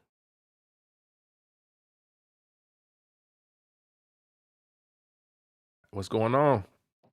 What it do? I'm good, man. How you doing? Not much, man. Everything's good, man. Salute to the chat. Yes, sir. Yes, sir. Salute to everyone. Yes, sir. Talking interfaces today. Mm-hmm. So, in my personal situation, I don't need a lot.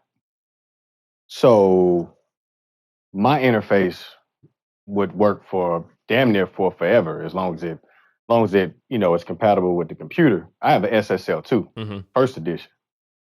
And so the only reason why I bought it, I didn't buy it for the SSL name. I looked into it when it came out, and I was like, oh, okay, let me look into this. The one feature on it that's significant that makes it, I wouldn't say just as good as like let's just say a $2,000 RME, but makes it just as good as most larger level interfaces is that the line level input is plus 24. And when you tracking everything out, 2-track like me, I don't want any, I don't want any restrictions. Yeah. I know I'm not going to run a signal up to plus 24 dB, but just to have that headroom versus other interfaces in its same price tag, which most other interfaces, some of them you can track with, plus 18. Some of them go up to plus 20, but none of them go up to plus 24. If anybody can find me an interface under $250 that has line level and plus 24, I'll buy it today. If you can find me one. Right. I will buy it today. I'll switch up today. I will upgrade today. But every interface that they have come out with for the last 2 to 3 years, they just plus 18 is the highest. Plus 16 is the highest of input, line level input. So if you're doing things like me, I take my each instrument, I track it out 2-track, you know what I'm saying, individually into my computer, cut it up and layer it out and then compose in my computer. Yep. Now, if you're not doing that and you have multiple different things, I could see why you want to have multiple different inputs and outputs. But if you're simple, and I know probably about 80% on the people in here are probably really simple, then most of the time you just need a 2-channel interface with the I would say professional spec grade input level, whether it be plus 22 or plus 24, but as long as it's something that's not restricting you. Right. No, that's a good point. I think especially you use the MPC keys, right? Yep. That one has an output of I think 19 dBu. So yeah, like that 24 matters then, right? Because you're already, that 19 is pretty high in the first place. So if you got a little bit of headroom, that's a big deal. That's a big deal. So it makes sense. Yeah. Makes sense that you would need 24. I think generally speaking, I agree with what you're saying. Like that's a big one, is having that additional headroom to not be restricted, especially if you're going to record in the manner that you're recording. So it is largely dependent on what your workflow is and how you want to work in your own studio. And I think I think for you specifically, I've noticed you have like a pretty minimal setup as far as like your gear, which I think makes for a specific workflow, and it can be a very fast workflow, especially you don't have a whole bunch of stuff you're fumbling with, like, what output was that on? What input was that? You only got 2 channels, so you know exactly which one is on. So that there's a big benefit of that for sure. Yeah. You made a good point when you were talking about the stacks. So anybody out there that would look into it and be like, oh, this man said the SSL2 is dope. Now, take this for note. All these, I guess, vintage modes and 4Ks and all this extra. I mean, me now, I call it extra bullshit because they're trying to do something that you really don't need to do if the sound sounds good from the beginning. If you EQ it right and you do all this stuff, you don't need no mojo. You know what I'm saying? But that mojo, you have to be careful with all this mojo, because the reason why I stopped using 4K is because you're right. If you're doing, most of the time we'll do probably like a stack of 4 each vocals. We'll do like five sets of those. So that's about, what, 20 stacks. And so within these 20 stacks, me and you both know once you stop singing, that noise floor is going to be revealed. Yes. Big time. You know what I'm saying? You can try to mask it and hide it, but that noise floor is going to be revealed. So all the people out there using all these, all this mojo, when you stack with all that mojo, that noise and that pretty much how they create this vintage sound, the harmonic distortion that it adds to it, you're actually adding layers of noise. Yep. You know what I'm saying? Yep. And you can't really tell unless you put it on and you just track out just just blank tracks and just track them out. Just turn it all the way up, track them out, stack it up, and then track it out without it, and then compare the two. You'll see how much noise you add into your total song. You know what I'm saying? And you're doing that on the instruments too. So when they go silent, they revere that too. So it's like, you know, the 4K and the vintage mode and all that stuff is a no-go. It's a no-no for me. No, that's real talk because it's even the case when you're tracking out your beats. Like if you got a whole bunch of stuff like kind of imparting additional noise, like you're gonna have a very noisy track in the end. And like you said, if you start soloing stuff now, it's like, oh, it'll be revealed. Like you solo that snare on that one part, it's very noisy all of a sudden. So now you gotta pull out a noise gate or something else to like kind of regulate that part. So these are considerations, like all this extra noise and like extra like processing. If it's not the right thing, it can create a headache more than it's helping in the end. So I mean that's definitely some great advice, and you know I appreciate you like talking about the SSL because it comes up a lot. I don't have any experience with it,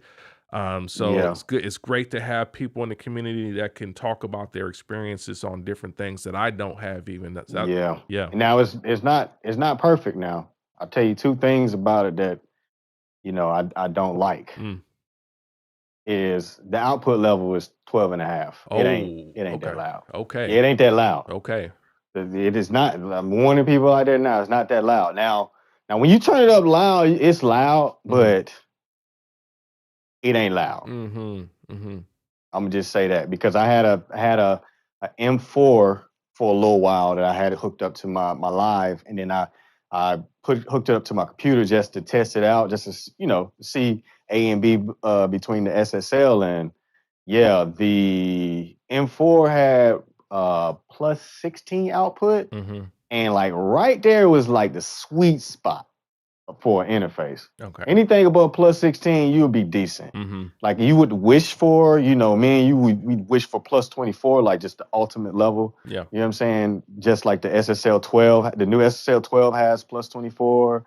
I think their other interface, the one that's a rack, I forget the name of it, but it has plus 24. But all of the later ones, the SSL 2, the new one, the Mach 2, it has plus 24 now.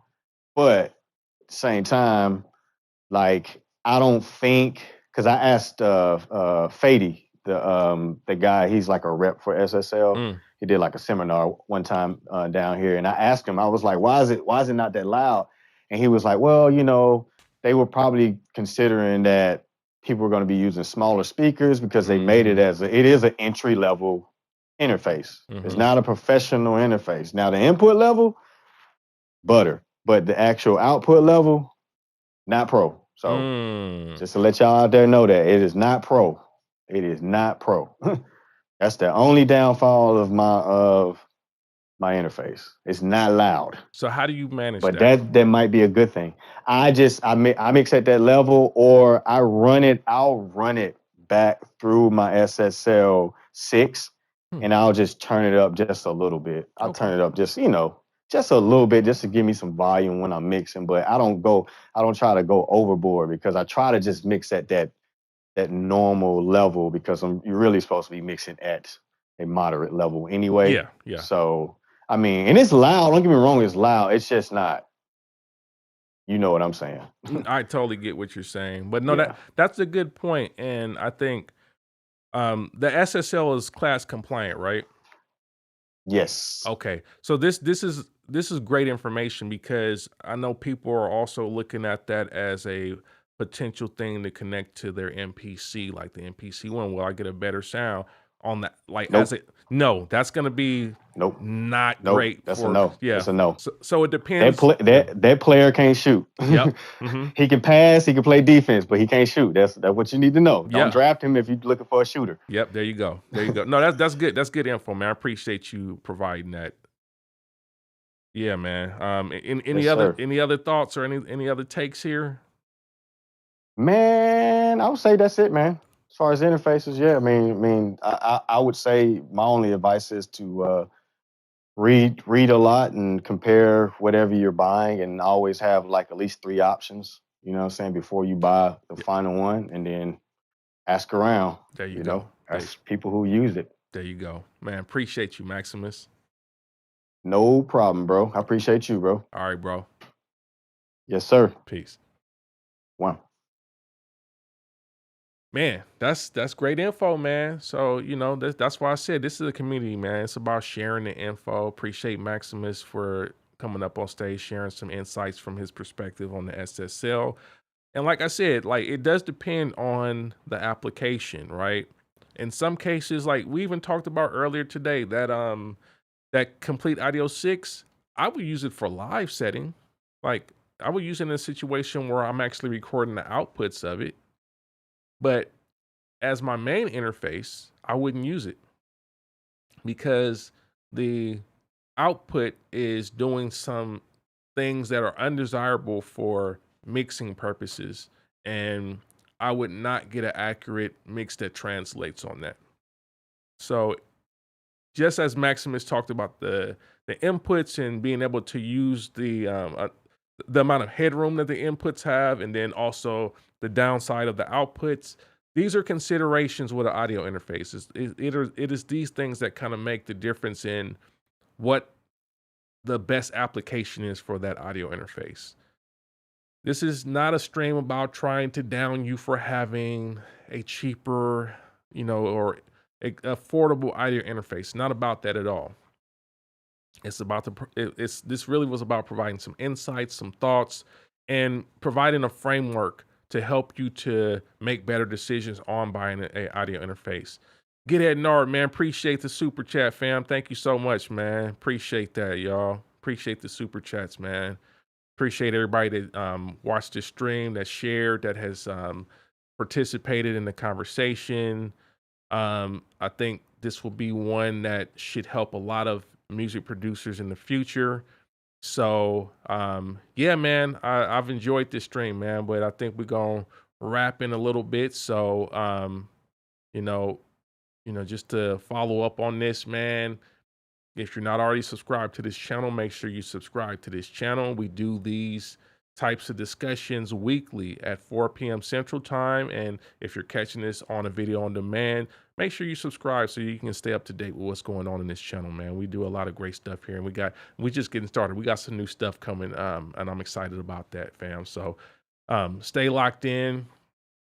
If you are interested in a little bit more information and content from this channel, you should consider joining the True Sound Creators membership. True Sound Creators has over 60 hours of music production content. We got shootouts, we got pop-up live streams, conversations about all kind of stuff that really ain't happening on the main content on this channel. So if you're interested, I would recommend that you become a member of our True Sound Creators. It is worth it, I would say, for those that are really trying to get some additional insights from a music producer that has had professional success for the past 20 years in the domain of sound design and sound audio content development. So the True Sound Creators is where it's at if you want that next level of information.